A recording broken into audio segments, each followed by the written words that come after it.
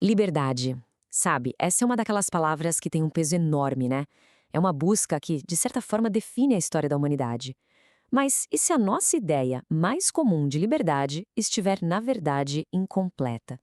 Que tal a gente explorar hoje uma perspectiva que pode, olha, mudar um pouco o jeito que a gente enxerga o que é ser livre de verdade? O ponto de partida para a nossa conversa é essa citação aqui do apóstolo Paulo, e ela já começa com uma afirmação incrível. Fomos chamados à liberdade. Fantástico. Só que logo em seguida vem um mas, uma condição que vira o jogo todo. É justamente essa tensão, esse paradoxo que a gente vai tentar desenvendar hoje. E vamos combinar, né? No nosso mundo hoje, o chamado à liberdade está por toda parte. É um clamor que a gente ouve ecoando nos debates, nos movimentos sociais e até dentro da nossa própria vida. Se a gente olha o quadro maior, vemos nações, povos inteiros numa luta constante por mais autonomia, por mais direitos. Essa busca por uma liberdade cada vez mais ampla é, sem dúvida, uma das grandes forças que movem a história. E claro, no meio dessa luta, sempre surgem aquelas figuras que se destacam. São líderes, ativistas, os chamados campeões da liberdade, que acabam dando voz a esse desejo de todo mundo.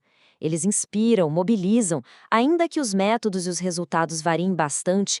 Esse foco na liberdade, obviamente, se estende com tudo para as novas gerações.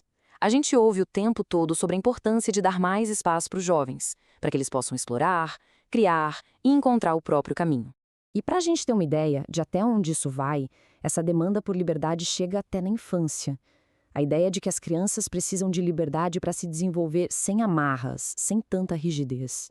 Fica claro que esse ideal se tornou uma peça central da nossa cultura.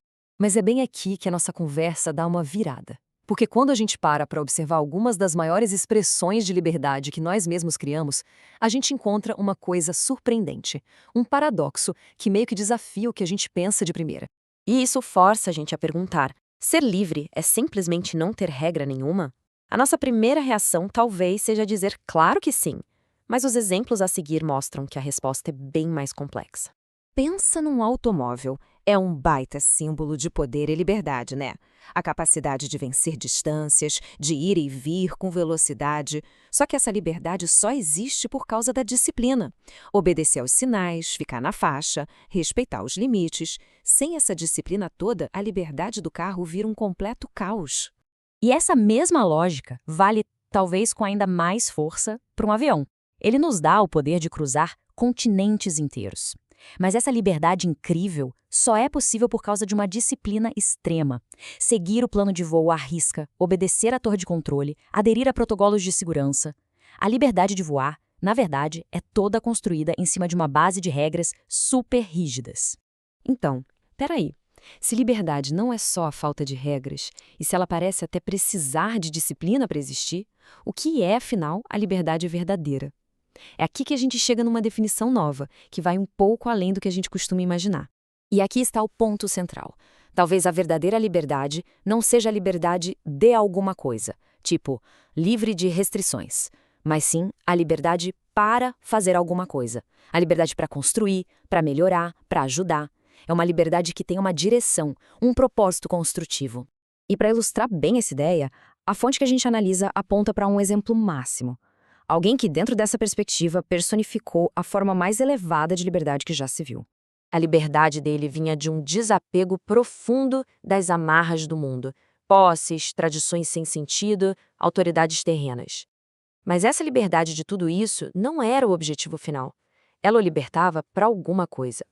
Ele se tornou, e olha só o paradoxo, escravo de um propósito muito maior: o de servir, de beneficiar e de elevar a comunidade. E isso nos traz de volta, fechando o círculo para aquela citação lá do começo. Agora, com essa nova perspectiva em mente, a segunda parte daquela frase de Paulo parece fazer todo sentido. Fostes chamados à liberdade. Certo, mas com que propósito? A resposta vem logo em seguida, bem clara: pelo amor, servir-vos uns aos outros. Nessa visão, a liberdade não é o ponto de chegada, ela é o veículo que nos permite alcançar um propósito maior: o serviço ao próximo.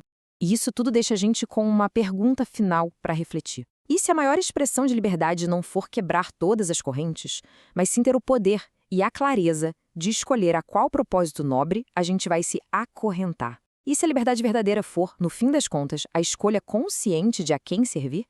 É uma ideia em tanto para a gente pensar a respeito.